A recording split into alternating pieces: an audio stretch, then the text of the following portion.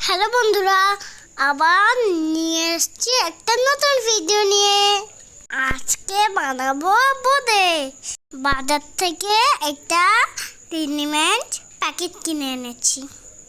চলুন এটা কিভাবে বানাই। একটা সসপ্যান নিয়েছি, 1 কাপ জল নিলাম আর দিয়ে দিলাম 1 কাপ চিনি। এবার ঢাকনাটা লাগিয়ে দেবো জলটা ফোটা পর্যন্ত। দেখতে পাচ্ছেন বন্ধুরা, চিনি মেল্ট হয়ে গেছে আর জলের কালার চেঞ্জ হয়ে গেছে। জলটি একটু ঠান্ডা করে বোঁদের প্যাকেটটা দিয়ে দেব। বোঁদেগুলো ঢেলে দিয়ে একটা স্পুনের সাহায্যে নেড়ে নেব। সস অ্যাবজর্ব করলেই বোঁদে হয়ে যাবে আমাদের।